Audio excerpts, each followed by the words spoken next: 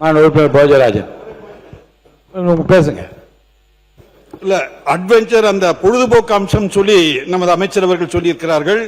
அதை adventure tourism சொல்லி தனியாருக்கு கொடுத்திருக்காங்க அப்படின்னு அறியறேன். தனியார் பண்ணிருக்காங்க. அதுவும் அந்த சுற்றுப்புற சூழல்ல ஆர்வலர் கூட அது எதிர்ப்பு தெரிவித்து கடைசியில் அது ஏதோ சமாதானமா இருக்கா என்னன்னு தெரியல. தனியார் செஞ்சிட்டு இருக்கிறாங்க. அதையும் சற்று நமது அமைச்சர் அவர்கள் ஆய்வு செய்ய வேண்டும் என்று கேட்டுக்கொள்கின்றேன். மாண்புமிகு சுற்றுலாத்துறை அமைச்சர் அவர்கள். மாண்புமிகு பேரவைத் தலைவர் அவர்களே, மாண்புமிகு உறுப்பினர் அவர்கள் சில விஷயங்களை கவனத்துக்கு கொண்டு வந்திருக்காங்க. அதை முழுவதுமாக நம்ம துறையினுடைய அதிகாரிகள் ஆய்வு செய்து அல்ல அந்த மாதிரியான ஒரு இஷ்யூ இதுவரைக்கும் இல்லை. இருந்தாலும் நீங்க சொல்லக்கூடிய விஷயத்தை கவனத்திற்கு கொண்டு அதை ஆய்வு செய்யப்படும் என்பதை தெரிவித்துக் கொள்கிறேன். மானிய கோரிக்கைகள் மீதான விவாதம் தொடங்குவதற்கு முன்பாக ஒரு அறிவிப்பை நான் வெளியிட விரும்புகிறேன்.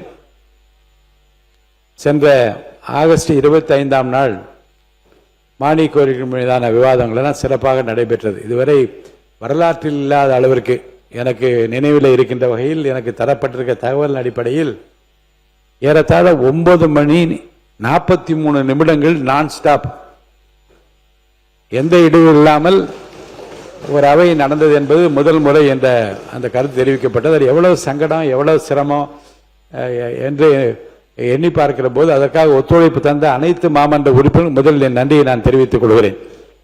ஆனால் எதிர்காலத்தில் அப்படிப்பட்ட சிரமங்கள் உடலுக்கும் மனதிற்கும் இல்லாமல் எப்படியெல்லாம் மாற்றங்கள் செய்ய வேண்டும் என்பதை பற்றி கூட அலுவல் ஆய்வு குழுவில் வைத்து பின்னர் நாம் பேசிக்கொள்ளலாம்.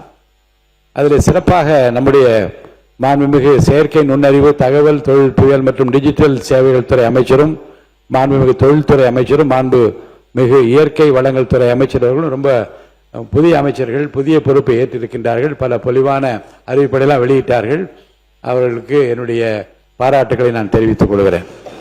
இப்போ இதில் என்ன நடக்கிறது என்றால், அரசின் சார்பில் நான் உன்னிப்பாக கவனித்த விஷயம் என்ன என்றால், இந்த அறிவிப்புகள் வெளியிடுகிற போது, புதிய அறிவிப்புகள், புதிய திட்டங்களை வெளியிடுகிற போது இருக்கிற அந்த பதட்டமும், எதை விட்டுவிட்டோம் எதை விடாமல் இருக்கிறோம் என்று ஒரு கருத்து அவர்கள் பக்கம் இருந்தும், இந்த பக்கத்தில் சீக்கிரமா முடியுங்க, தலைப்பு மட்டும் படித்து விட்டு போகலாம் என்று சொல்லுகிற அந்த சங்கடமும், மணியை பார்த்து கொண்டே எப்போது முடியும் என்று காத்திருக்கிற அந்த நிலைமையெல்லாம் இந்த அறிவிப்புகளிலே தான் அரசாங்கத்தினுடைய உயிர்நாடி திட்டங்கள் எல்லாம் இருக்கிறது. அந்த அறிவிப்புகளிலே தான் முன்னாடி இது நடந்தது, அதில் விரிவுபடுத்துகிறோம், இதை புதிய அறிவிப்பாக வெளியிடுகிறோம் என்று சொல்லுகிற போது அந்த அறிவிப்பை கூட முழுமையாக அமைச்சர் பெருமக்கள் வெளியிட முடியாமல் போய்விடுகிறதே என்கின்றது என்னுடைய கவனத்தில் வந்தது. நான் நேற்று இரவு கூட அதை பற்றி சிந்தித்துக் கொண்டே இருந்தேன். இதை எப்படி மாற்றலாம் என்று சிந்தித்து ஏறத்தாழ் 2 மணி அளவில் எனக்கு ஒரு யோசனை வந்தது. என்ன என்றால், அமைச்சர் பெருமக்கள் பேசுகிற போது முன்னுரையாக ஏதாவது நீங்கள் சொல்ல விரும்புகிறீர்களா என்று நான் கேட்கிற போதே நீங்கள் அந்த பேச்சை குறைத்துக் கொண்டுதான் பேசுகின்றீர்கள். உங்கள் பதிலுரை இறுதியிலே வைத்துக் கொள்ளுகிற பிறகுதான் இந்த அறிவிப்பை வெளியிடுகின்றீர்கள். முன்னுரையாக ஏதாவது நீங்கள் சொல்ல விரும்புகின்ற என்று நான் கேட்கிற போதே நீங்கள் அறிவிப்புகளை முழுமையாக படித்து விடுங்கள். அப்போ காலத்தை நாம் கருதி பின்னாலே நீங்கள் பேசுகிற பதில் உரையை எப்படி வேண்டாலும் குறைத்துக் கொள்ள சீக்கிரம் இருங்க. அப்படிலாம் இல்லைங்க, நாம இருங்க, அப்படிலாம் இது இருங்க சார். எப்ப சொன்னா என்ன, அதாவது மானிய கோரிக்கை முன்னாலே அளிக்கப்படுகிறது. முந்தின நாள் நீங்க முன்ன சொன்னீங்க இரவு 1 மணிக்கு வருவது, 12 மணிக்கு விரைந்து ஒரு நாளைக்குள்ள தர வேண்டும் என்று சொன்னோம்.